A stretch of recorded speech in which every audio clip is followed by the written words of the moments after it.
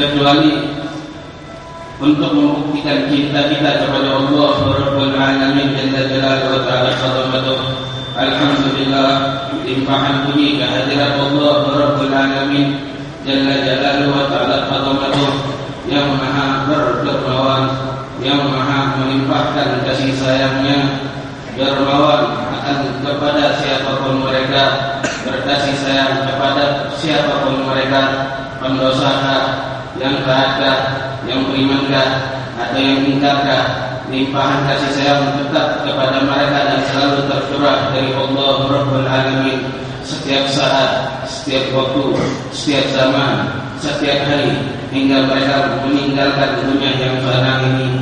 Tapi entah mereka berada di dalam kemuliaan Allah meninggalnya atau berada di dalam kemurkaan Allah Rabbul Alamin Jalla Jalaluhu wa Ta'ala Qadamatuh. Semoga Allah mengumpulkanku dan kalian di malam hari ini dan mencatat namaku dan nama kalian dan menentukan namaku dan nama kalian meninggalkan dunia yang fana ini dalam kasih sayang Allah, dalam kelembutan Allah, dalam keridhaan Allah, di dalam kecintaan Allah Rabbul Alamin Jalla Jalaluhu wa Ta'ala Qadamatuh. Hadirin hadirat rahimahullah, tidaklah kita duduk hadir di tempat ini kecuali keinginan kita, bukti keinginan kita agar memandang wajah Nabi Muhammad, mencintai Nabi Muhammad, adalah keinginan dari seluruh para pecinta Nabi Muhammad, keinginan untuk memandang wajah Nabi Muhammad, keinginan untuk mendapatkan senyum dari Nabi Muhammad. Bahkan Uwais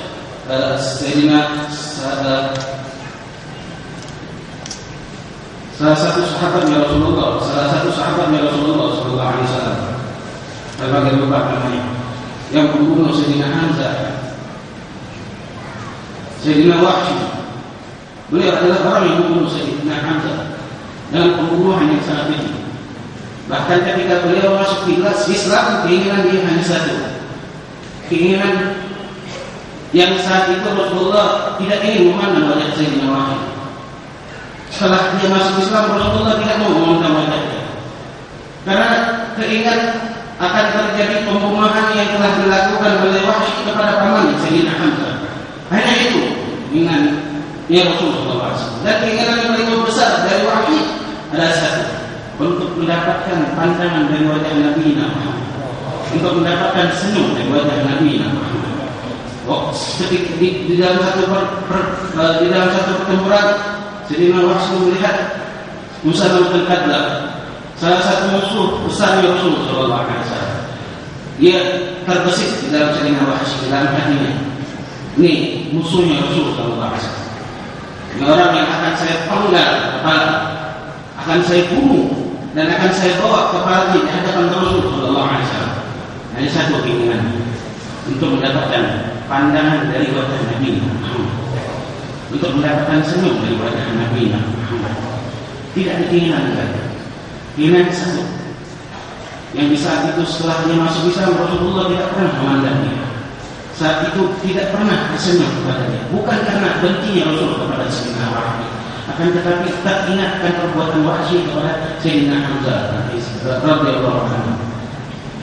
Keinginan yang mulia sampai dihadapkan Rasul, pembunuhan tersebut dan terjadilah dan diberikan di hadapan Rasul sallallahu alaihi wasallam, sehingga Rasul sallallahu alaihi wasallam saat itu yang tidak mau memandang wajahnya Wahsy, Rasulullah memalingkan wajahnya dan memandang wajah Sayyidina Wahsy. Yang saat itu selama dia masuk Islam, Rasul tidak pernah tersenyum, saat itu Rasul tersenyum karena keinginan yang sangat mulia, keinginan dari kita kenal Sayyidina Wahsy. Bahkan Rasul tidak ingin memandangnya, tapi Rasul memandangnya karena satu perbuatan yang mulia. Bukan hanya kepala yang dibawa, tetapi keinginan yang mulia, dipandang oleh Nabi Muhammad, diberikan semua oleh Nabi Muhammad. Ini keinginan dari seluruh para ulama kita, para kiai, para habaib, seluruh para pecinta Nabi Muhammad. Bahkan dulu kita pernah dengar dari guru kita Al-Imam Alam dari Allah Al-Makhrum Sayyidina Rasulullah. Kami pada menceritakan ada salah satu waktu itu saya masih berada di Kota Train. Beliau berkata ada seorang mu'allaf. Di saat itu dia mu'allaf tapi tak pernah sama orang Islam. Sampai satu saat dia masuk Islam karena penasaran sama Nabi Muhammad. Ini setiap saat orang Islam merayakan maulid, siapa sih Nabi Muhammad ini? Apa begitu besar yang kita ini orang Islam kepada Nabi Muhammad? Dipelajari sampai dia diberikan hidayah oleh Allah Rabbul Alamin sehingga dia masuk Islam. Lama-kelamaan tumbuh kecintaan di dalam hatinya, penasaran ini siapa wajah Nabi Muhammad?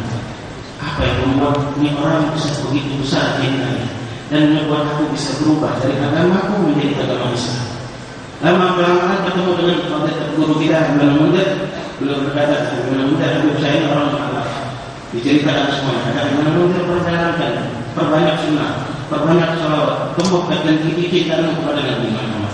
Sampai suatu saat dia setiap malam dia bermunajat, dia meneteskan air mata, dia pun perbanyak salawat sampai satu malam sebelum dia tidur, dia ambil air wudu dengan meneteskan air mata. Satu, rinduan pada Nabi Muhammad, tidak lebih. Kedua, selesai sholat dia berdoa, ya Allah, jadikan mata yang hina ini untuk memandang wajah Nabi Muhammad. Ketiga, sebelum dia tidur dia membaca salawat sampai merindukan Nabi Muhammad. Saat itu Abu Bakar ada di tempat tersebut dan menginap di rumah tersebut. Sampai satu malam Rasulullah SAW mendatangi orang tersebut. Apa yang dia datang? Apa yang dilakukan oleh Rasulullah SAW. Dan orang tersebut sedang tidur sambil mengeluarkan air mata. Orang tersebut didatangi oleh Rasulullah SAW dan Rasul mengusap air mata orang mu'allaf tersebut dengan tangan ini, tangan yang paling mulia. teman-teman Nabi Muhammad. Dan ini tampak kita. Ya sekarang ini benar-benar menceritakan ini kepada maaf tersebut, lalu maaf tersebut makin nangis dan terjadi bersalah karena cinta dia dengan Nabi Muhammad. Dan saat ini kita menuntut umur kalau yang ada tidak ada lain, bukan pura-pura, bukan pengen duduk satu majlis, tapi ingin membuktikan cinta kita kepada Nabi Muhammad. Dan Allah yang maha melihat itu, semoga Allah mengabulkan hajat kita di malam hari ini. Satu hajat, satu keinginan untuk memandang wajah Nabi Muhammad. Semoga Allah mengabulkan hajat kita. Terhadir ada al-Fadhil berdiri di sini karena perintah dari guru kita oleh Habib Abdullah Habib Ahmad bin Abdullah bin Abdullah. Setiap perkataan saya mohon maaf dan mohon itu. Wassalamualaikum warahmatullahi wabarakatuh.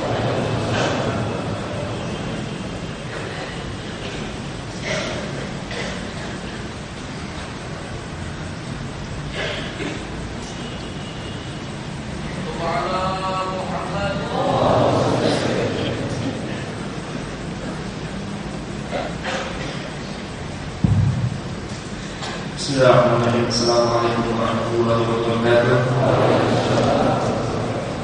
Alhamdulillah, hamdan rabbil alamin Muhammadin wa qadana min dhulmatil jahli wa tayajri. Alhamdulillahilladzi hadana bi rabbil muftari man da'ana ilayhi bil idni wa kana hadana labbaika ya man hadana wa hadana. Alhamdulillahirrahmanirrahim. Assalamu huda wa dinil hakim mustafa wa ahdan. Allahumma salli wa sallim على سيدنا محمد نور كساني ومدد رجالي واتبعنا به في كل أدوارنا وعلى آله وصحبه أجمعين. يقول أما بعد, para orang tua kita, para habaib yang kami hormati dan kami muliakan, jami'ul hadirin hadirat majelis Rasulullah SAW, pada malam hari ini untuk menjalankan perintah dari guru kita Habib Ahmad bin Nur bin Salim bin Jiddan. Namun sebelumnya bagi ingin meminta maaf karena tidak memiliki persiapan apapun dalam menyampaikan tausiah ataupun nasihat.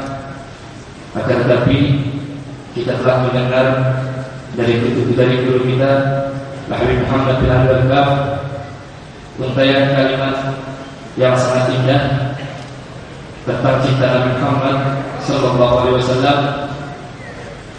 hingga bagi kita masing-masing untuk menyiapkan hati sanubari kita untuk menerima cinta tersebut dengan membersihkan dan mempersiapkan hati sanubari kita, terutama ketika hadir di dalam majelis-majelis semacam ini, karena cinta terhadap Nabi Muhammad SAW itu adalah sesuatu yang agung, sesuatu yang sangat mulia, dan Allah Subhanahu Wa Taala tidak akan menempatkan sesuatu yang agung atau sesuatu yang mulia terkecuali di dalam wadah yang mulia, di dalam wadah yang agung, yaitu hati sanubari seorang Muslim, seorang mukmin yang bersih, yang suci dari segala kotoran, sehingga bisa menerima cinta terhadap Nabi Muhammad SAW yang merupakan hal atau anugerah yang sangat agung dari Allah Subhanahu Wa Taala.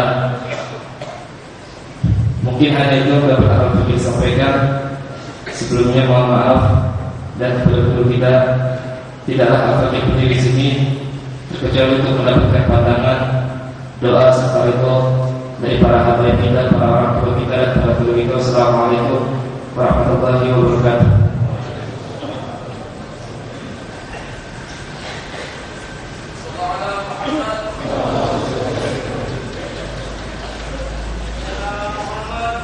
Assalamualaikum warahmatullahi wabarakatuh. Alhamdulillah, wassalatu wassalamu ala sayyidina Rasulillah wa ala alihi wa sahbihi wa man wala. Ma'asyiral muslimin rahimakumullah, para saudara-saudara sekalian dan ibu-ibu yang ada di atas. Alhamdulillah, dalam kesempatan yang ini kita telah mendengar tadi sampai di mana kecintaan kita kepada Rasulullah SAW. menyambut kecintaan kepada Rasulullah SAW. Allah SWT akan berfirman, "In kuntum tuhibbunallaha fattabi'uni yuhibbukumullah." Katakanlah, ya Muhammad, kalau kalian itu cinta kepada Allah, maka ikutilah jejakku. Sehingga kita kalau mau benar-benar kita mencintai Allah SWT, kita harus mengikuti jejak Rasulullah SAW. Saya akan membawakan ingat ada sebuah cerita. Dengan cerita ini kita membuat satu barometer di diri kita. Apakah kita menyadari dan mengikuti jejak Rasulullah itu sebagaimana yang dilakukan oleh para sahabat-sahabat kita dahulu atau tidak? Sehingga kita bisa mengukur diri kita di mana dan mereka itu sampai di mana. Pada suatu saat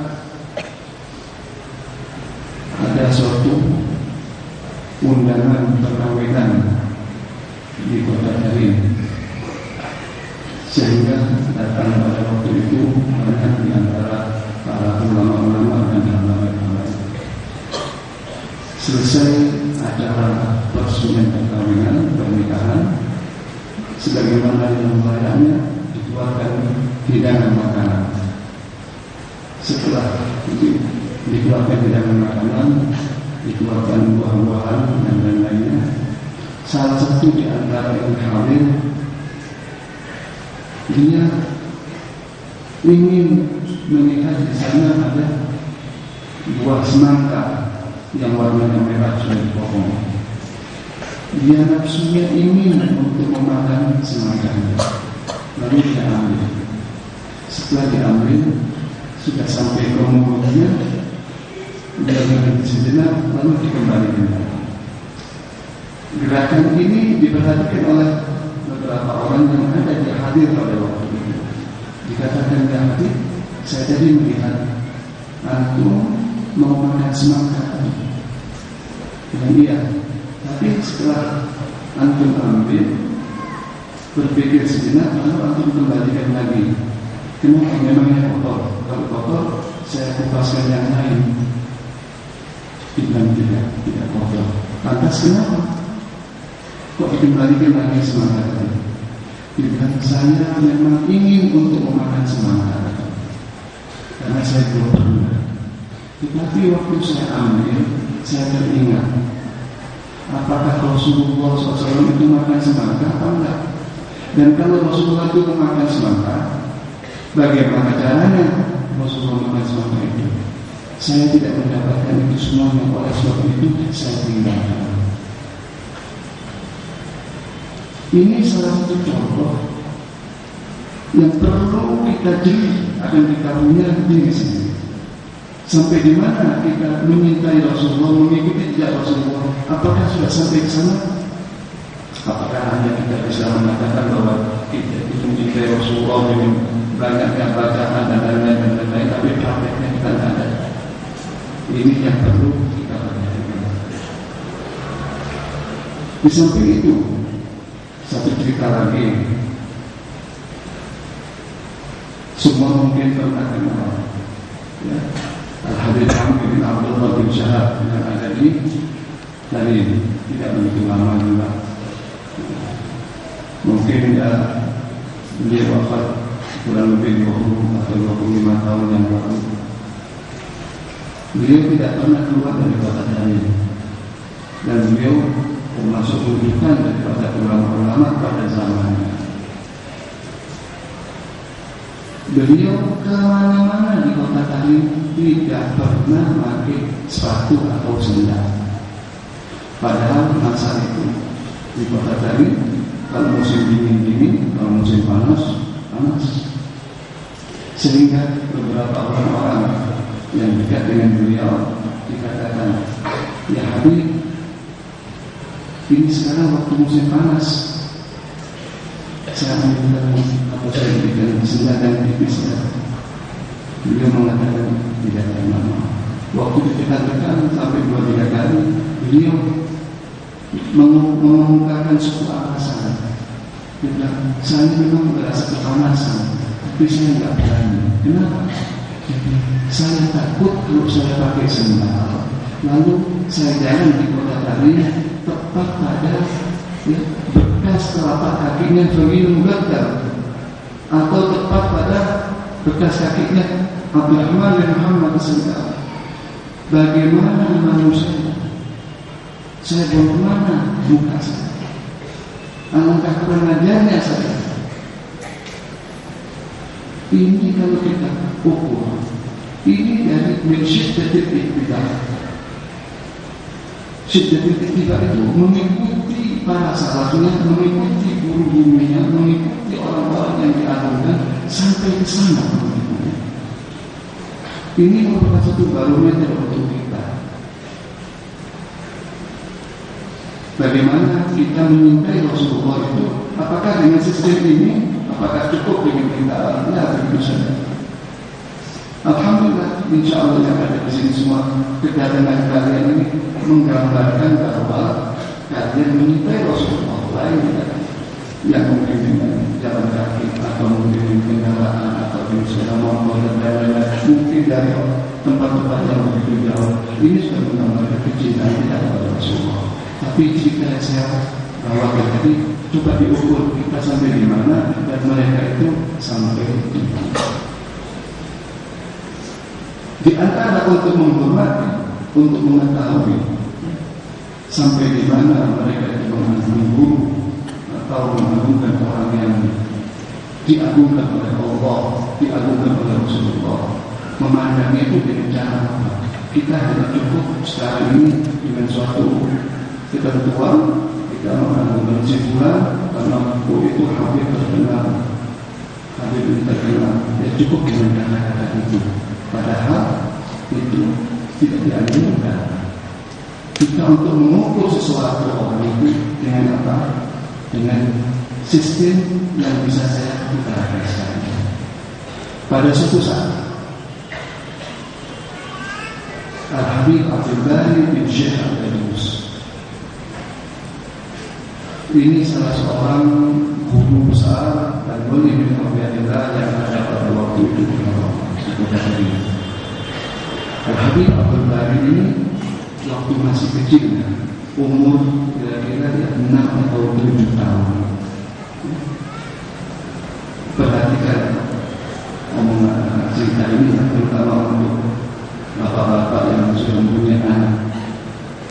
Bagaimana cara mendidik anak itu dengan cara ini? Pada suatu saat ayahnya Al-Habib Syekh Al-Qadus mengajak anaknya Al-Abdul Bari ini ke kota Mesir. Di kota Mesir itu pada waktu itu ada 2 pakar ulama yang luar biasa. Al-Habib Tahir bin Hasan bin Tahir dan Al-Abdullah bin Hasan bin Tahir, kakak adik. Yang 2 orang ini luar biasa, menjadi rujukan pada saat itu. Akhirnya Al-Habib Syekh ini mengajak anaknya yang masih umur 6 tahun ini, Abdul Bari, dituntun ke kota Mesir. Sampai di depan rumahnya Abdullah bin Husain bin Tahir sama Tahir bin Husain bin Tahir, dan rumahnya di tinggi. Belum datang, ternyata kedua orang ini sedang berjalan turun dari rumahnya mau ke Mesir. Akhirnya Habib Syekh Al-Qadus berhenti menunggu turunnya 2 orang itu. Sedang dalam berorang mulai turun, Habib Syekh Al-Qadus tanya kepada anaknya Abdul Bari yang masih umur 6 tahun. Beliau mengatakan, Abdul Bari, na'am ya Allah, kenal nggak orang itu siapa? Katanya Abdul Bari, siapa? Bilang itu yang sebelah kanan adalah Abdullah bin Husain bin Tahir, dan yang sebelah kiri kakaknya Abdul Tahir bin Husain bin Tahir. Dicewek kupingnya, saya nggak tanya itu. Apa tanya apa? Saya bilang, siapa itu orang tua itu? Dijawab sebagaimana jawaban pertama. Itu Habib Taufik bin Husain Taufik dan adiknya Abdullah bin Husain Taufik semua. Dijewer lagi. Saya tidak tanya namanya. Atas tanya apa? Kata adiknya, saya kasih tahu karena kamu masih kecil. Dibilang dua orang itu yang Allah SWT mensifatkan rijalun shadaqu ma'ahadullah. Dikenalkan bukan namanya, dikenalkan sifatnya, dikenalkan hambaannya. Sistem pendidikan pada saat itu ya demikian ini. Sehingga satu sama lain melihat dengan semakin awal. Hal yang demikian ini mungkin pada saat sekarang ini banyak mungkin sudah dilakukan oleh sistematik pendidikan. Nah ini sebuah yang mungkin bisa saya terangkan, ya, barangkali insya Allah kita bisa mengikuti jejak orang-orang tua kita, jejak ulama-ulama kita, apalagi kita sekarang alhamdulillah di tempat yang suci ini, ya, kita mendapatkan guru-guru yang alhamdulillah kita tidak sanksi lagi bahwa mereka itu menerima ilmu, menerima sanad dari guru ke guru, dari guru ke guru yang tidak perlu diragukan lagi, pusat sampai kepada yang guru yang agung Rasulullah SAW. Jadi itu sanadnya semua ada. Alhamdulillah mudah-mudahan di kesempatan yang baik ini kita tidak keluar dari tempat ini, sampai kita diberi pengampunan oleh Allah SWT, kita bisa mendidik anak-anak sebagaimana ulama-ulama itu mendidik anak-anak, dikenalkan sifat-sifat kepada orang-orang tersebut sebelum mengenalkan namanya. Barakallahu fikum wa assalamualaikum warahmatullahi wabarakatuh.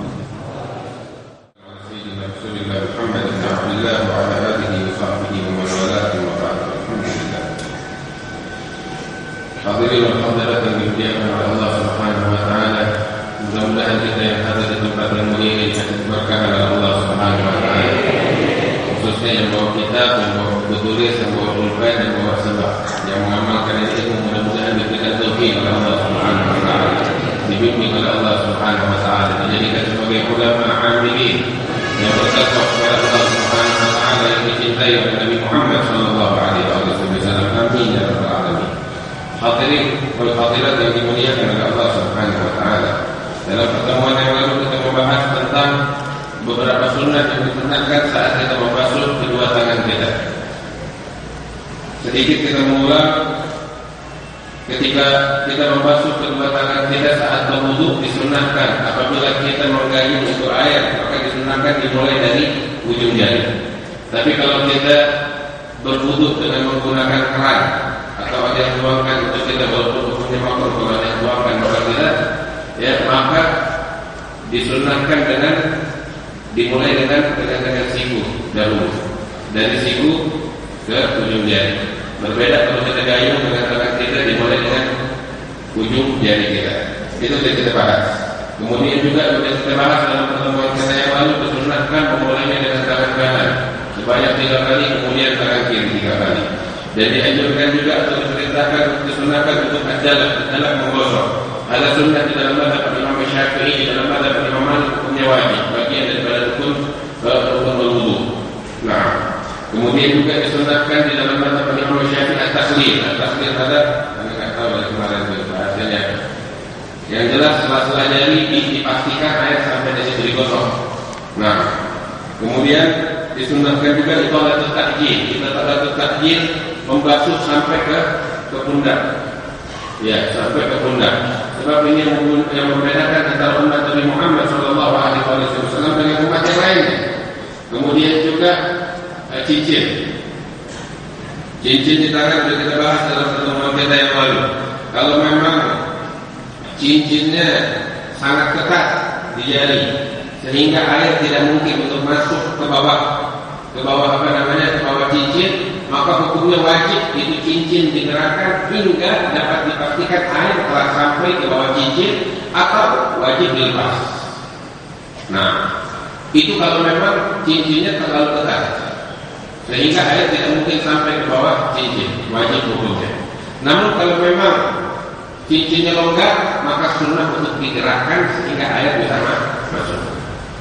Nah, kemudian kita bahas juga al-muwalah. Apa artinya muwalah? Membasuh kedua tangan sebelum wajah kering. Nah, kemudian 3 kali. Jadi sudah kita bahas, mudah-mudahan sudah bisa kita praktekkan dan kita amalkan. Kemudian juga diajarkan doanya ketika membasuh kedua tangan, doanya Allahumma a'tini kitabi biyamini wa adkhilni jannata bighairi hisab. Ya Allah, berikan kepadaku kitab amal perbuatanku dengan tanganku dan masukkan aku ke dalam surga tanpa dihisab oleh Allah Subhanahu wa taala. Sebab kalau orang sudah dihisab oleh Allah, berat urusannya. Dan saya lihat orang yang kerja di kantor paling pusing kalau dia ada tahun. Kenapa ada tahun dia berpusing? Sebab hitung-hitungan punya urusan setahun. Itu urusan kerjaan punya setahun, kerjaan dia yang sebatas itu.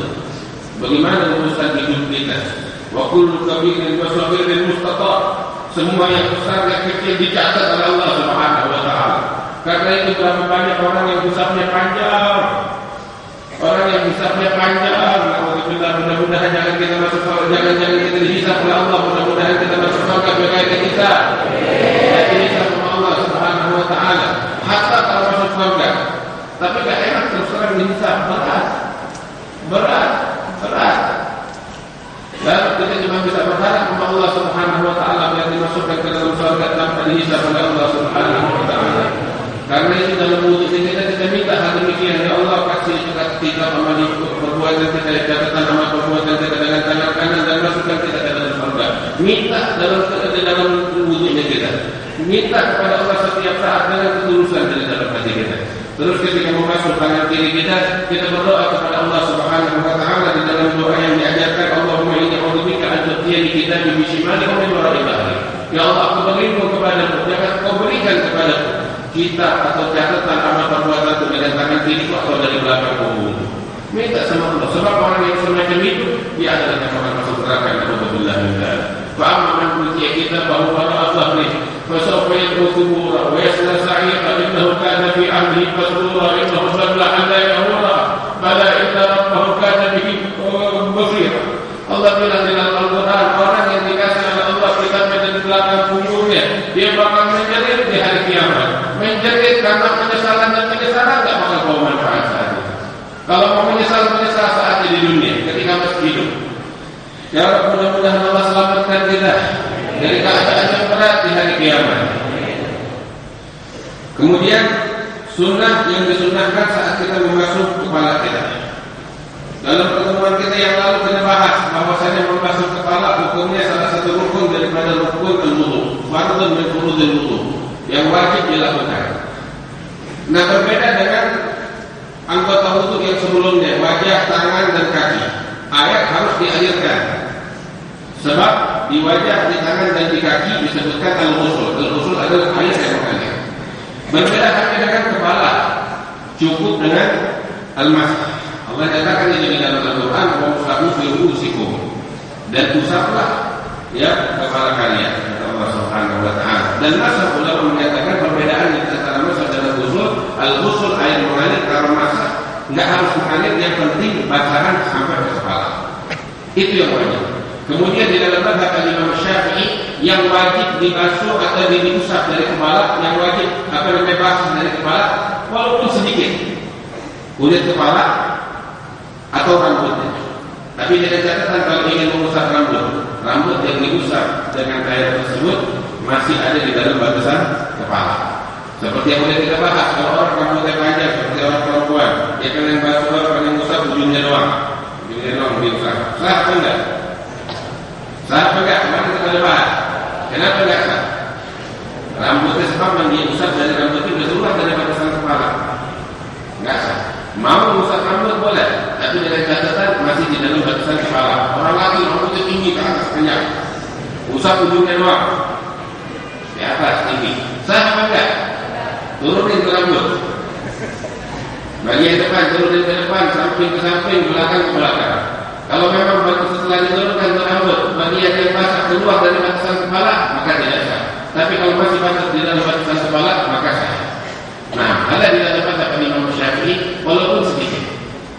Itu sudah kita bahas.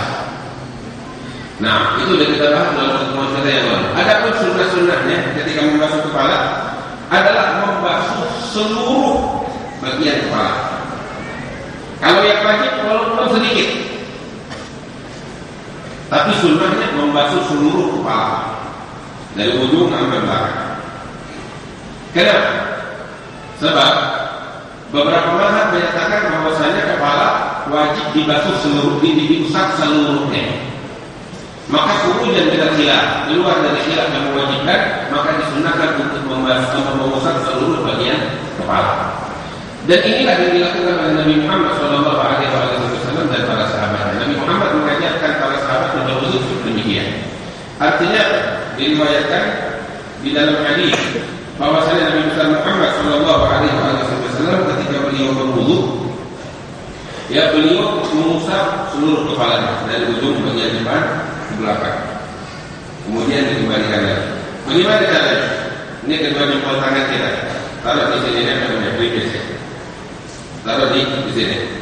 Kemudian jari-jari kita ya taruh di atas jidat kita. Setelah kita basahkan dengan air kita. Terus setelah itu kita ke belakang. Kita usap di bagian rambut kita, kepala kita gerakkan tangan kita sampai ke belakang, sampai ke leher. Sampai di belakang. Kalau memang rambutnya ya terlalu pendek atau dia botak, itu ulama bilang nggak harus dikembalikan lagi tangannya ke depan. Tapi kalau memang rambutnya ya standar lah kayak kita di sini, maka disunahkan untuk dikembalikan lagi ke depan. Jadi bagian depannya kena basuhan, bagian belakangnya juga kena basuhan dari semua. Ada yang disunahkan. Perempuan yang rambutnya panjang, bagaimana? Setelah tadi seperti saya bilang, taruh jempol di pelipis, semua jari-jari di jidat, terus kemudian digerakkan tangannya sampai ke belakang. Nah, perempuan yang rambutnya panjang, sunnah dikembalikan lagi ke tangannya ke depan. Di dalam mengusap kepala. Kalau perempuan yang rambutnya panjang enggak, cukup ke belakang aja. Ada caranya seperti itu. Itu yang diajarkan oleh Nabi Muhammad SAW. Kemudian itu salah satu sunnahnya, saya kira bisa dimengerti ya. Kemudian di antara sunnahnya juga al-muwalah. Apa artinya muwalah? Kemarin kita sudah bahas. Tadi juga saya sebutkan. Muwalah adalah mengusap kepala sebelum tangan kering. Sebelumnya membasuh kedua tangan. Sebelum membasuh kedua tangan itu kering airnya, kita sudah mengusap kepala dulu. Ada namanya muwalah. Kemudian juga disunnahkan ketika kita membasuh kepala, ya telinga juga dibasuh sedikit, biar kena telinganya. Bukan sedikit, bagian telinga juga kena bagian dari basuhan punya kepala. Kenapa? Sebab ada beberapa ulama yang mengatakan bahwasanya telinga juga bagian dari kepala. Karena itu juga sunnah untuk dibasuh. Baik, ini beberapa sunnah yang disebutkan. Kemudian sunnah yang berikutnya, mengusap kepala berapa kali? Kenapa? Kita membasuh muka 3 kali, membasuh tangan 3 kali, yang lain-lain 3 kali, kepala 3 kali, berapa kali? 3 kali apa bukan? Di sini ulama berbeda pendapat. Ada yang mengatakan bahwasanya mengusap kepala disunahkan 3 kali. Dan ada lagi ulama yang mengatakan bahwasanya mengusap kepala 1 kali. Sebab riwayatnya juga diriwayatkan 2 riwayat. Di dalam hadis diriwayatkan Sayyidina Utsman bin Affan radhiyallahu taala anhu wa arda, ketika beliau memberikan pengajaran kepada beberapa orang tentang wudu. Beliau memberikan contoh.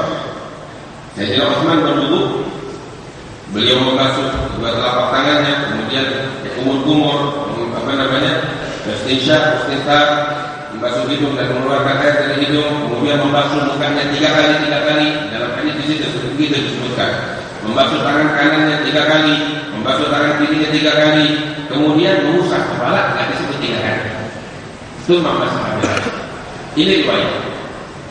Ya, kemudian setelah itu membasuh kaki kanannya 3 kali, kaki kirinya 3 kali.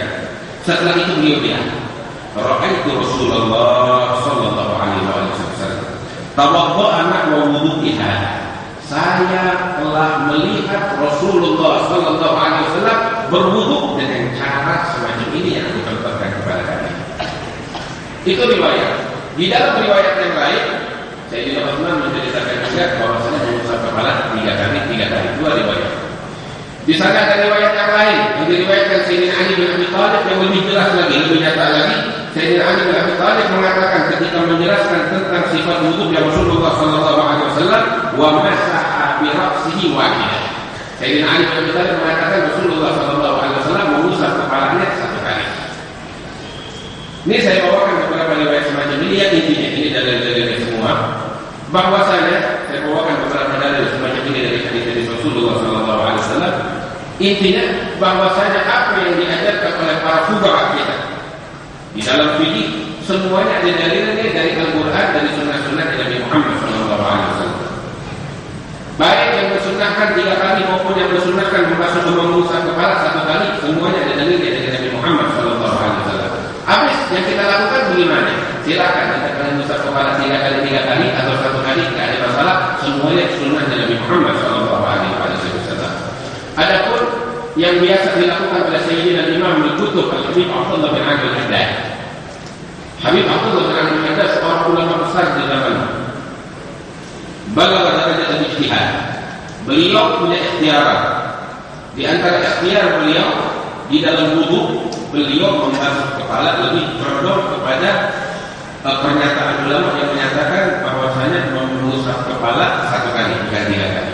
Sehingga kebiasaan Habib Abdullah bin Abdul Haddad ketika beliau berwudu, beliau mengusap kepalanya 1 kali, mengikuti sunnah yang mengatakan 1 kali. Nah, walaupun ulama yang lain mengatakan sunnah mengusap kepala 3 kali, saya kira jelas tentang sunnah-sunnah tersebut. Ini sunnah yang dianjurkan saat mengusap kepala. Tingkat yang terakhir adalah doanya. Doanya apa? Sebagaimana saat dari awal wudhu tuh, cara-cara wudhu kita, dari membasuh telapak tangan, kumur-kumur, hidung, mengeluarkan air dari hidung, muka, tangan, semuanya ada doanya. Begitu juga saat mengusap kepala, itu ada doanya yang diajarkan. Apa doanya? Doanya kita minta sama Allah saat mengusap kepala kita, baik 1 kali ataupun 3 kali. Kita minta Allahumma ghashini bi rahmatik wa anzil 'alayya min barakatik wa adhilni tahta dhilli 'arsyik yawma la dhilla illa dhilluk. Allahumma harrim sya'ri wa bashari 'alan nar. Apa artinya? Kita minta Allah, ya Rabb, curahkan untukku ini rahmat dan kasih sayangmu. Wa anzil 'alayya min barakatik, ya Allah, turunkan untukku keberkahan darimu. Yang kedua, wa adhirni tahta dhilli 'arsyik yawma la dhilla illa dhilluk. Dan naungi aku di hari kiamat di bawah naungan 'arsy-Mu, di bawah naungan rahmat-Mu.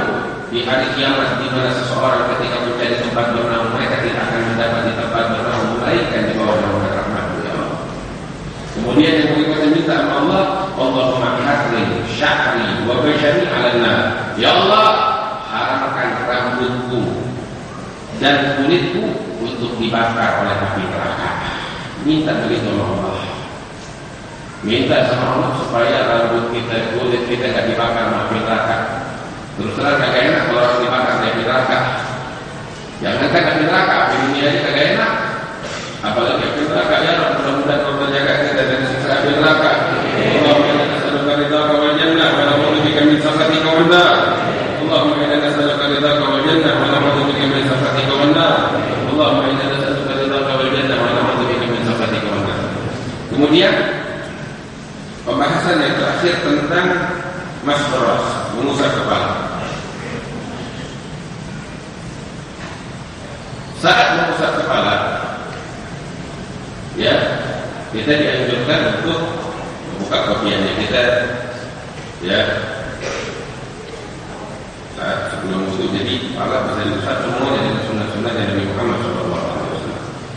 Tapi kadang kita tidak mau buka kopiannya kita. Gimana caranya? Karena bukan siapa itu. Rasul Sallallahu Alaihi Wasallam beberapa kali beliau itu ketika berwudu, ya, ketika membasuh atau mengusap kepala, bagian kepala, beliau tidak membuka imamahnya atau sorban yang ada di kepala atau kopiahnya. Apa yang beliau lakukan? Beliau hanya sebagaimana diriwayatkan oleh Sayyidina Anas bin Malik, mengambil sedikit air dan mengusapkan di bagian kulit kepalanya yang wajib untuk menggugurkan kewajiban. Berkata Rasul semacam itu. Setelah itu beliau lakukan itu sunnah yang tadi saya ajarkan itu, naruh telapak kaki jempol di pelipis, tapi diusapkannya bukan di rambut, tapi di atas imamahnya. Begitu dan dibalikan. Ada sebagai ganti untuk mengusap kepala, untuk mengambil sunnah mengusap seluruh kepala. Paham nggak caranya Rasulullah? Pertama yang wajib dilakukan adalah menunjukkan kewajiban dulu. Apa kewajiban yang mesti dilakukan? Mesti ada air yang sampai ke kepala walaupun sedikit. Itu dulu. Ya. Kemudian setelah itu kita akan mengamalkan ini sunnah. Cuma imamah atau kopiah atau mungkin orang perempuan perlungannya. Kagak ini dilepas. Tapi pengen kita mengamalkan sunnah, boleh lakukan seperti mengusap kepala walaupun tidak dilepas itu imamahnya atau itu kopiahnya atau itu kerudungannya. Dan ini sangat bermanfaat bagi orang perempuan ketika dia wudhu di masjid.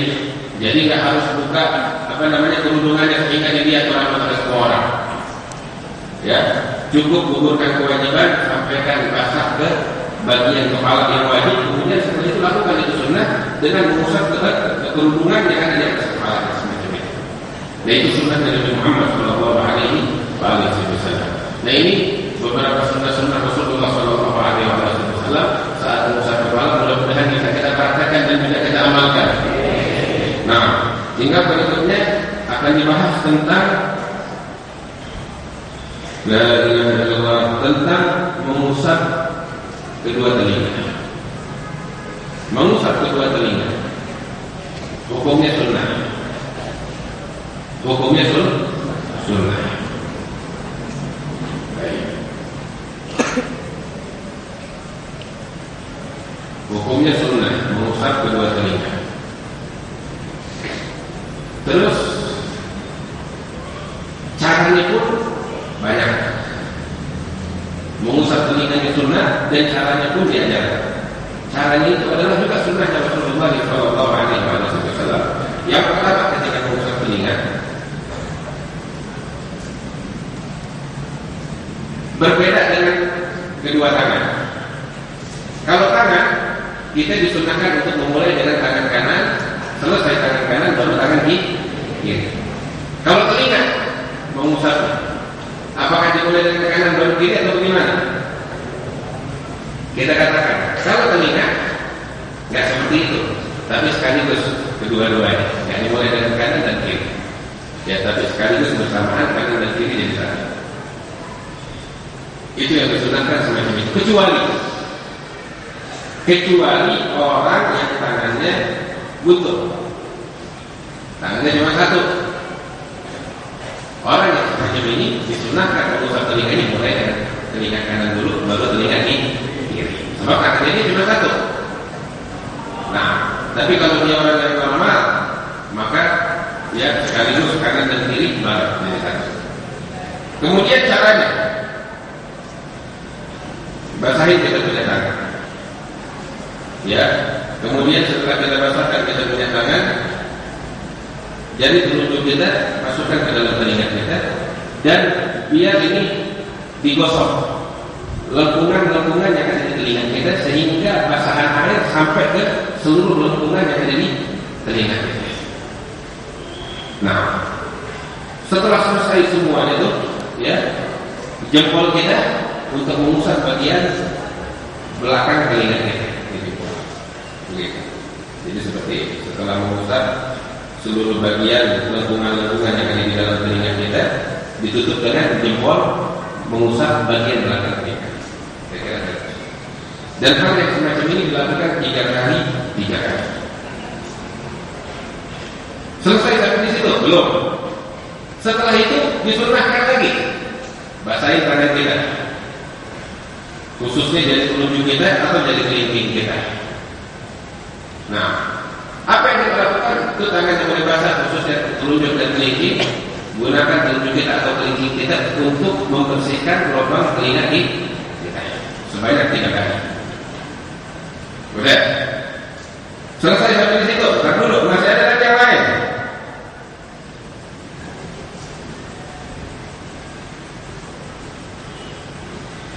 Basahi kedua telapak tangan. Udah selesai dibasahi kedua telapak tangan. Ini telapak tangan kita pada telinga. Ya, istilah apa namanya? 3 kali. Jadi totalnya berapa kali untuk telinga? 9 kali. Bukan 9 kali. Berapa kali? Berapa kali? Coba itu. 9 kali saat kita membasuh telinga, mengusap telinga. Tapi ditambah sampai yang punya kepala. Jadi berapa itu? 12. Tambah lagi yang punya wajah. Berapa jadinya? 15 kali. Ada yang paling banyak dibasuh telinga.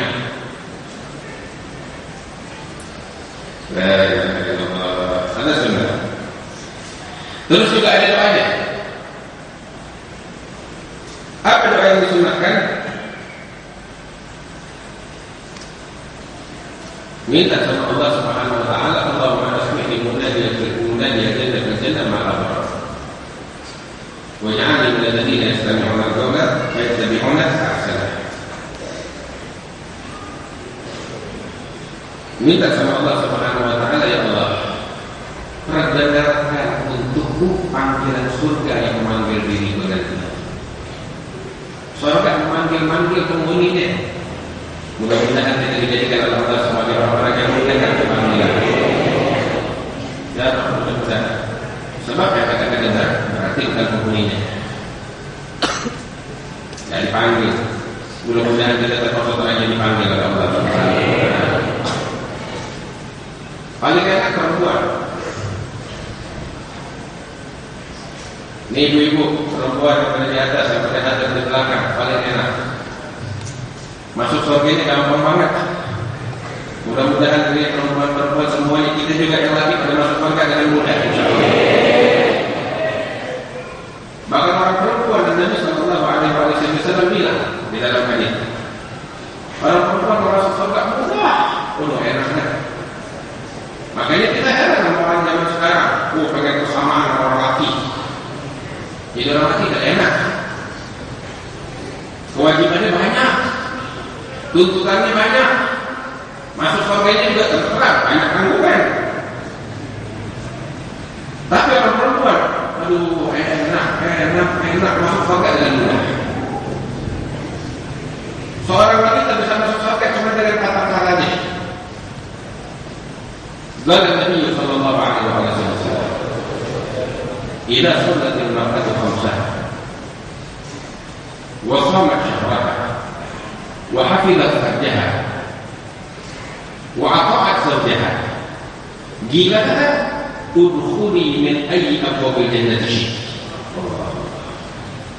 Nabi sallallahu alaihi wasallam bilang, seorang wanita apabila dia sholat 5 waktu benar, tidak sholat 5 waktu khamsaha, sholat 5 waktu benar. Itu satu. Yang kedua, puasa syahraha, puasa bulan Ramadan benar. Itu yang kedua. Ada mudah yang biasa dilakukan. Yang ketiga, agak berat dikit. Apa itu? Wa hafizat farjaha, dia jaga kemaluannya dari hal-hal yang diharamkan oleh Allah Subhanahu wa taala. Dan dia jaga kehormatannya, dia tutup auratnya. Tutup auratnya seorang wanita. Jaga kehormatannya. Jangan berhubungan dengan laki-laki yang tidak ada ikatan mahramiyah atau tidak ada ikatan perkawinan. Jaga kehormatan, tutup aurat. Ini seorang wanita Nabi bilang, sholat 5 waktu, puasa bulan Ramadan benar, terus dia jaga kehormatan, dia jaga kemaluannya dari hal-hal yang diharapkan oleh Allah dia tutup aurat. Yang ketiga. Yang keempat, wa aqa'a zawjaha, taat sama suami. Ini 4 perkara. 4 perkara doang. Salat 5 waktu, puasa Ramadan, tutup aurat, jaga kemaluan, jaga kehormatan dari hal-hal yang diharamkan oleh Allah, dan taat sama suami. Ini 4 perkara kalau dilakukan oleh wanita, Nabi Muhammad SAW bilang, "Qila laha," itu akan dipanggil oleh surga. Ini wanita bakal dipanggil. Saya bilang, saya katakan kita kalau mau masuk di masjid itu pintu gede, orang segini banyak, bisa sekaligus masuk, ada ngantri kesel-kesel. Umat Nabi Muhammad tidak cuma kita yang di Masjidil Munawwarah aja. Umat Nabi Muhammad banyak banget. Kira-kira kalau kita masuk surga, mudah-mudahan masuk surga. Antara yang nomor berapa kita? Kalau masuk surga antara yang nomor berapa? Waduh, panjang tuh. Panjang antriannya. Itu baru masuk surga. Umat Nabi Muhammad banyak banget, nggak hitung. Tapi jadi orang perempuan saya bilang untuk enak, nggak pakai antri, dipanggil. Apa panggilannya? Panggilan dari surga. Qila laha udkhuli min ayyi abwabil jannati syi'ti. Wahai wanita yang sekali ini, jangan lupa perkara. Masuklah engkau ke dalam surga melalui pintu yang mana ini. Surga ada 8 pintu, neraka ada 7 pintu. Ada pintu duha, ada pintu wudu, ada pintu sholat, ada pintu jihad dan lain sebagainya. Ada pintu jihad. Ini seorang wanita, ya, walaupun seorang wanita tidak berjihad di medan perang, tapi kalau dia melaksanakan 4 perkara ini bakal dipanggil oleh surga untuk masuk ke dalam surga dari pintu yang mana aja, termasuk pintu jihad. Bisa dilihat. Itu ada 8 pintu dipanggil, ayo masuk dari sini. Jangankan dari 8 pintu, dari lotengnya boleh dia masuk. Itu surga punya dia. Ya, mudah-mudahan kalau masuk nanti kita ke dalam surga. Ini perkara seorang wanita, dia masuk surga. Sholat 5 waktu benar, puasa benar, jaga kehormatannya, tutup auratnya, jaga kemaluannya dari hal yang diharamkan oleh Allah. Kemudian taat sama suami, masuk surga dari mananya? Dia mendengar panggilan surga. Makanya setiap wudu minta sama Allah, ya Allah, perdengarkan kepada panggilan surga yang memanggil diriku di hari kiamat nanti. Ya Allah, mudah-mudahan kita diperdengarkan oleh Allah Subhanahu wa taala. Terus juga di dalam doa kita minta sama Allah Subhanahu wa taala, Allahumma ja'alni minal ladzina yastami'una al-qawla fayattabi'una ahsanah. Ya Allah, jadikan aku ini sebagai orang yang mendengar ucapan bagus dan menjalankannya dengan sebaik-baiknya. Alhamdulillah. Karena itu semuanya di sini. Itu sudah dipilih oleh Allah untuk bisa mendengar. Mendengar dari tadi dibaca Imam syair kebiayaan kita untuk Rasulullah SAW. Nasihat dalam syair-syair yang dilantunkan. Tadi kami panggil Muhammad al-Habsyi dalam syair lantunan, syair yang dilantunkannya. Ingat kita, Hakim syahidat dari Rinka Ma'adhafi Asal wasi al-Allah, asal wasi al-Allah yudriku dulu. Itu nasihat dari Nabi Muhammad SAW kita.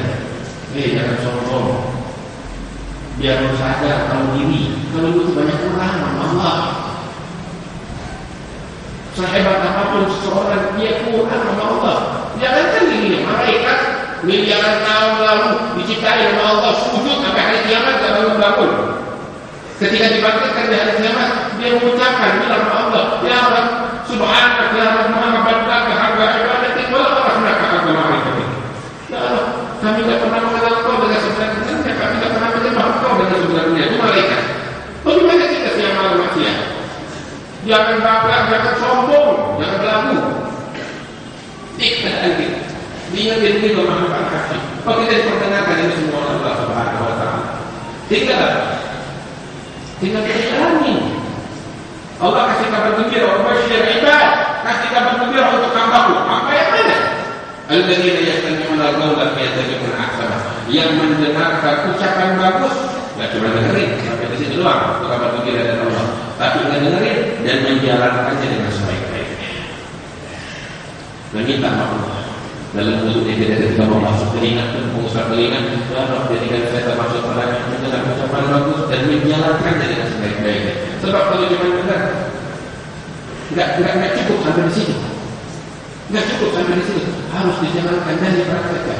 Mudah-mudahan Allah bimbing kita dari jalan yang diridhai oleh Allah. Nah ini beberapa hal yang disunahkan oleh Nabi Muhammad SAW saat berwudu ketika mengusap kepala dan mengusap telinga. Insya Allah masih ada beberapa sunnah-sunnah lagi, bukan beberapa, sudah banyak.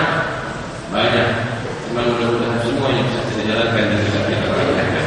Hadirin yang dimuliakan oleh Allah Subhanahu Wa Taala, sedikit saya akan cerita.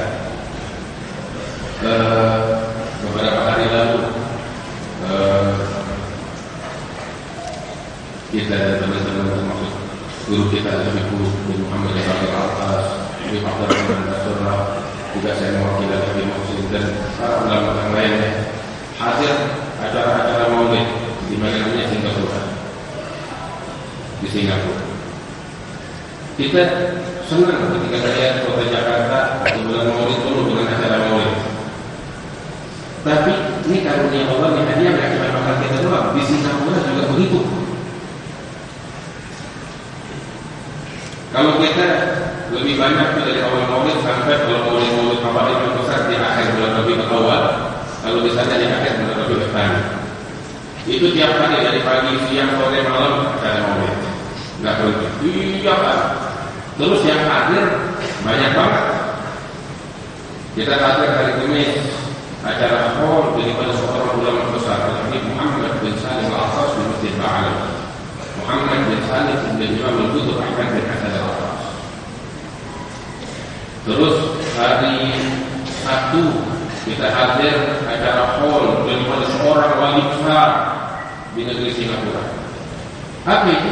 Al-Habib Nuh bin Muhammad Al-Habsyi, pemimpin para awliya di Indonesia. Hari Sabtunya atau hari Ahadnya kita hadir hall daripada seorang ulama besar meninggal sekitar 18 tahun yang lalu. Tapi gurunya para habaib, bahkan habaib ulama-ulama yang ada di Amanut di Kota Tari belajarnya sama ulama yang ada di Singapura. Ini dia diadakan oleh Syekh Umar bin Abdullah Al-Sati. Meninggal sekitar 18 tahun yang lalu. Ada Syekh Umar, ya, tiap hari wiridnya, tahu apa? Sembahyang baca Al-Quran dari awal ke akhir. Dalam sholatnya dia baca Al-Quran tiap hari. Dari sejak dia masih belasan tahun umurnya sampai meninggal dunia kayak begini. Terus ilmunya yang begitu luas, hafalan Quran yang sangat kuat. Kalau kita baca hafal Quran kadang kelewatan hafalan kita, tapi kalau dia saking kuatnya hafalannya, dia suruh baca tuh dari belakang ke depan, dia bisa. Kita tiap hari baca surat Al-Fatihah dalam sholat. Siapa di antara kita senang lancar bisa baca surat Al-Fatihah terbalik? Dari balik dulu baru ke atas. Nah dia saking kuat hafalannya, gak cuma Fatihah. Dan Al-Quran itu dari awal sampai akhir, ya dia baca terbalik dari akhir sampai awal. Walhasil di situ kita hadir acara. Yang hadir dalam acara Qaul bin Muhammad bin Salim Al-Atas bin Muhammad Al-Habsyi dan acara Qaul yang lain banyak. Ada sekitar 9.000 orang yang hadir, 8.000 orang, banyaknya. Tapi saya bilang, untuk Singapura itu 9.000 orang bukan banyak, banyak banget. Tambahin nolnya lagi 2. Kenapa? Kita di sini yang hadir di Al-Munawwar sekitar 20.000 orang. Ya, tapi bandingkan sama jumlah orang yang hanya di Kota Jakarta, Kota Jakarta ini ada 8 juta penduduk, atau bisa 9 juta sampai 11 juta. Di sana penduduknya cuma 3 juta lebih. Yang hadir 9.000 orang, Masya Allah, berapa persen dari umat Islam yang hadir di sini? Umat Islam jumlahnya sekitar 300.000 orang di sana. 300.000 orang. Yang hadir 9.000 orang. Itu dia keberkahan Tuhan. Makanya anugerah Allah nggak hanya sempit di satu kelompok atau di satu tempat saja. Kita pergi kemana tempat itu bakal menyaksikan anugerah Allah, karunia Allah pada umat Nabi Muhammad SAW. Terus ada satu hal, kenapa saya cerita ini semua? ada satu hal yang istimewa yang saya saksikan sendiri dan saya kira Anda juga menyaksikan hal yang luar biasa. Di sana ada yang namanya maulid anak yatim. Apa itu maulid anak yatim? Ini acara-acara maulid semua orang pada hadir. Tapi di Masjid Ba'alu yang dipimpin oleh Habib Hasan bin Muhammad bin Salim Al-Attas, itu hari Sabtu pagi beliau bikin maulid khusus untuk anak-anak yatim. Kalau kita bikin santunan anak yatim, dia juga santunan, cuma itu maulid khusus anak yatim. Jadi yang hadir di situ anak-anak yatim dan mereka yang baca maulid ikut hadir maulid anak yatim. Dan mereka semuanya apa ikut membawa dengan anak-anak yatim tersebut. Dan yang luar biasa, anak-anak yang yatim yang ada di situ bukan cuma orang Islam aja, bahkan non Muslim juga ikut hadir. Terus dikasih santunan, baik yang Muslim maupun yang non Muslim. Terus di situ juga hadir orang-orang jompo, orang-orang tua, orang-orang cacat. Habis itu makan itu disiapin kedai-kedai gratis, kedai-kedai makan gratis. Ya, di sini kedai ada burger, di situ lagi ada pizza, di situ lagi sebagai makanan yang mewah semua pakai orang. Yang ini lagi coklat, yang ini lagi es krim, yang ini lagi mainan. Bakal anak-anak yatim yang jelas mereka semuanya puas. Ente kalau ada di waktu, ente bakal lihat semua, yang tua, yang muda, yang habaib, yang ulama, dan mereka yang para ada yang ada anak-anak yatim. Semua yang terlihat di situ cuma senyuman dan bahagia. Apa yang kata tahan ketika terjadi itu? Nah, terus juga yang saya suka dari situ ada orang-orang tua, ada orang-orang cacat. Mereka di sana dididik. Kalau kita kan ada orang cacat, kita manggilnya orang cacat. Di sana kamu orang cacat. Tahu manggilnya dengan sebutan orang istimewa. Lihat perbedaan kan? Cacat, orang cacat, orang istimewa. Sampai bahasanya pun indah dan halus. Orang-orang tua, kita di sini bilang mungkin orang tua, orang jompo. Di sana di Masjid Ba'alu nggak boleh ngomong orang tua, orang jompo. Manggilnya tahu kan? Orang lama. Lihat ada begitu. Lihat apa di ajaran kita. Lihat perbedaannya kan? Diperuntukkan untuk orang yang termasuk umur tua, tapi mereka tidak diperkenankan untuk memanggil dengan sebutan orang tua. Manggilnya kan orang lah. Saya kira saya cerita begini supaya jadi panutan bagi kita. Contoh menarik bagi kita yang bisa kita ikuti. Jadi ini adalah bagian dari syariat Nabi Muhammad SAW dan tak kalah dulu. Termasuk orang Muslim dapat santunan, dapat perhatian saat ini. Dan inilah yang dipuji oleh Allah untuk keluarga Nabi Muhammad SAW di dalam Al-Quran. Allah mengatakan di dalam Al-Quran, wa yatimuna ta'ama ala hukmihi miskinan wa yatiman wa asira. Sifatnya keluarga Nabi Muhammad SAW yang dibakar oleh Allah, mereka bagi-bagi makan, bakal anak-anak yatim, bakal orang-orang miskin dan asir. Asir itu tawanan, dan tawanan tidak bakal jadi tawanan. Mereka semua itu kan Muslim. Kalau dia adalah Muslim, walaupun non Muslim kebahagiaan dan perhatian. Dan inilah yang dibawa oleh Nabi Muhammad SAW. Mudah-mudahan kita mendapatkan keberkahan dari Allah Subhanahu wa Ta'ala. Kalau Allah jalan yang diridhai oleh Allah Subhanahu wa Ta'ala, ya Rabbal Alamin, mudah-mudahan kita semua yang ada di sini dipanggil oleh Allah ke dalam surga Allah Subhanahu wa Ta'ala. Kalau kita nanti lagi, insyaallah akan jalur VIP kita masuk insyaallah. Allah Nabi Muhammad sallallahu alaihi wasallam Rabbal Alamin, ada doa wa minka ijabah. Ada doa wa minka ijabah. Ada doa wa minka ijabah. Ya Rabbal Alamin, wa ya jalal jalika amal masakin wa dalil sakin. Wassallallahu ala sayyidina Muhammad wa alihi wasallam. Alhamdulillahi rabbil alamin. Faqulu jami'an ya Allah, ya Allah, ya Allah, ya Allah, ya Allah, ya Allah. Maha suci Engkau yang mengizinkan bibir kami mengucapkan nama-Mu. Ya Allah, ana ma'a abdi haitsuma dzakarani wa ta'arrakat bi syafatah Hadis qudsi riwayat Sahih Bukhari, Rasul bersabda, aku bersama hambaku ketika hambaku mengingatku dan bergerak lidahnya dan bibirnya menyebut namaku, ya Allah. Kami lebih banyak menyebut nama selainmu, kami lebih banyak mengingat selainmu. Di mana tempat kami kelak, ya Allah? Kau telah ciptakan surga dan kau ciptakan neraka. Namun di mana tempat kami dengan dosa-dosa ini? Ya Allah, samudera pengampunanmu lebih luas dari kemurkaanmu. Ya Allah, ya Allah. Wahai yang maha indah, perindah kehidupan kami, hapus seluruh dosa kami yang lalu, dan berapa sisa nafas kami yang akan datang. Kaulah yang maha tahu. Limpahi keindahan, ya Allah.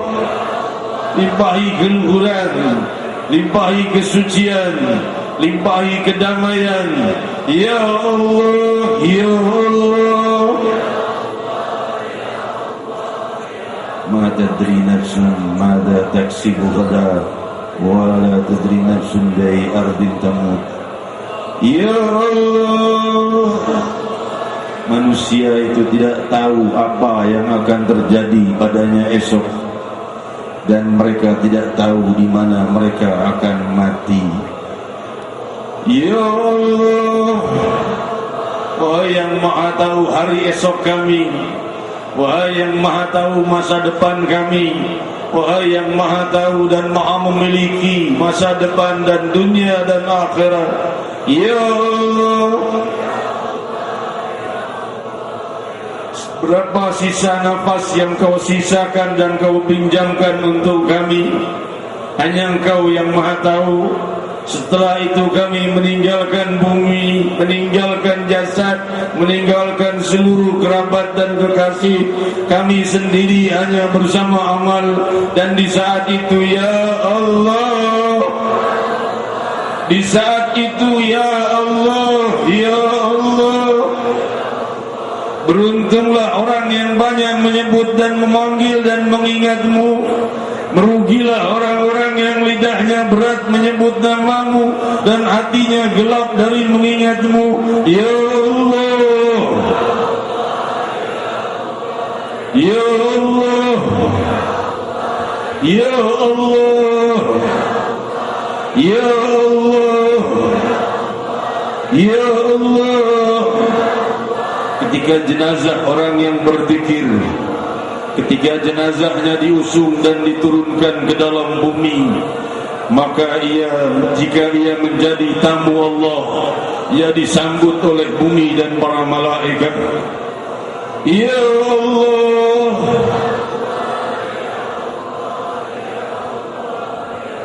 seorang ayah memimpikan anaknya yang wafat masih kecil.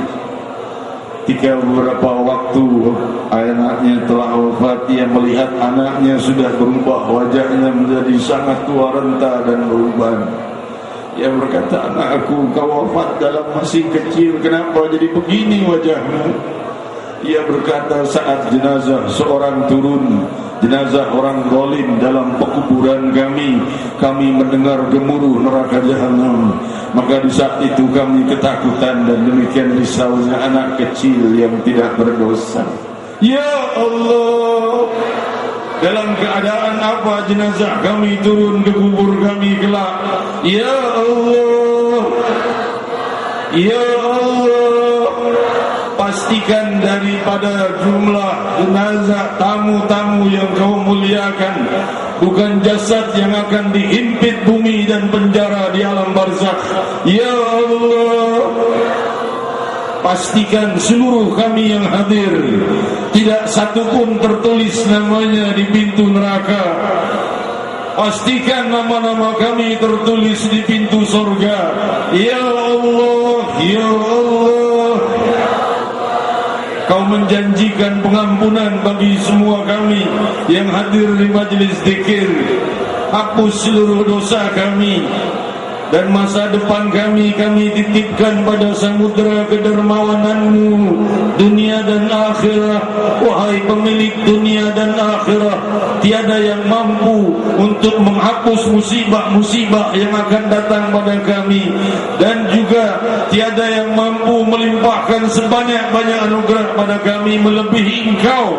Ya Allah, Ya Allah, Ya Allah, tiada yang melebihi-Mu. Ya Allah, jika Engkau murka, tiada yang mampu menahan kemurkaan-Mu. Ya Allah, jika Engkau ridha, siapa yang bisa menahan keridhaan-Mu? Bukakan pintu keridhaan.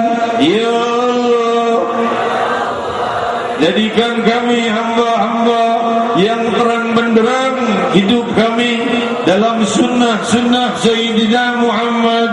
Ya Allah, Ya Allah, Ya Allah, betapa cintanya Allah kepada sang Nabi yang lemah lembut dan berkasih sayang, sehingga Jibril berkata, celaka orang yang mendengar namamu dan tidak bersalawat kepadamu. Ya Allah, Ya Allah,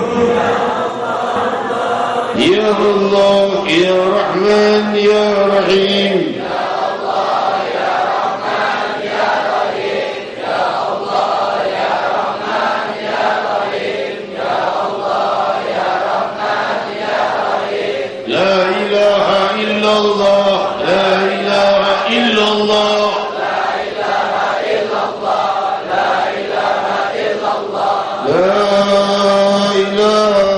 الله العظيم الحليم. لا إله إلا الله العظيم الحليم. لا إله إلا الله رب العرش العظيم. لا إله إلا الله رب العرش العظيم. لا إله إلا الله رب السماوات ورب الأرض ورب العرش الكريم. لا إله إلا الله رب السماوات ورب الأرض ورب العرش الكريم.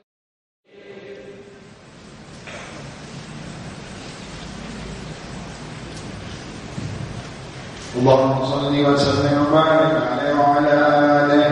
ولقد أشرت من عبد من أوصافه تحيي القلوب وتهيج الأشجان. والله قد أثنى عليه فما يساوي القول منا أو يكون ثنانا. لكن حبا للسائل يدعى لمن في صفة ربنا وحلانا. وإن اهتزجنا بمودتها هنا الفوائد فكرنا ورجانا. للواحد الأحد العلي إلهنا متوسلين بمن إليه دعانا. مختاره وحبيبه وصفيه بين الوجود به الإله حبانا. يا ربنا يا ربنا يا ربنا بالمصطفى قبلنا أجب دعوانا. أنت لنا يا ذخرنا في هذه الدنيا وفي أخرانا. أصلح لنا الأحوال واغفر ذنبنا ولا تؤاخذنا بإن أخطأنا. واسلك بنا في نهج طه المصطفى ثبت على قدم الحبيب خطانا. أرنا بفضل منك طلعة أحمد في بهجة عين الرضا ترعانا. وارزقني بكل حال حملنا وحبال من ودى ومن والانا. والمحسنين ومن أجاب نداءنا وذوي الحقوق وطالبا أوصانا. والحاضرين وساعيا في جمعنا نحن بين يديك أنت ترانا. ولقد رجوناك فحقق سؤلنا واسمع بفضلك يا سميع دعانا. وانظر بنا سنة ظاهرك على الأرض واجمع ولا من عادانا. وانظر إلينا واسقنا كأس لنا واشفي وعافي عاجلا مرضاتنا واغفر لنا الحاجات واحسن ختمنا عند الممات واصلح عقبانا يا رب اجمعنا واحبابنا بذلك الفردوس يا ربنا يا رب اجمعنا واحبابنا بذلك الفردوس يا ربنا يا رب اجمعنا واحبابنا بذلك الفردوس يا ربنا بالمصطفى صل عليه وآله وحركت ريح الصبا أغصانا سبحان ربك رب العزة عما يصفون سلام على المرسلين والحمد لله رب العالمين. لا إله إلا الله.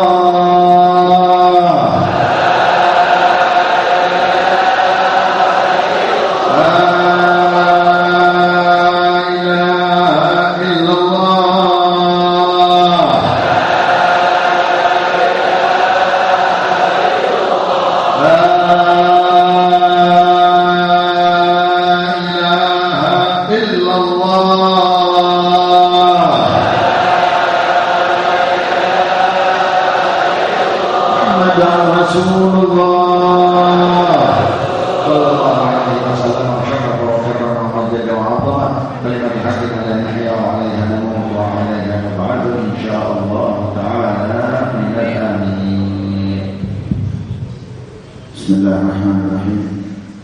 Para hadirin, para jamaah hadirin dan hadirat, sebelum kita tutup pertemuan malam ini, saya mengingatkan kepada yang hadir semuanya bahwa kita punya kewajiban setelah mendengar uraian dari Habib Ahmad tadi, harus kita sampaikan kepada keluarga kita, kepada teman-teman kita, apa yang diajarkan ini kita punya kewajiban untuk menyampaikannya.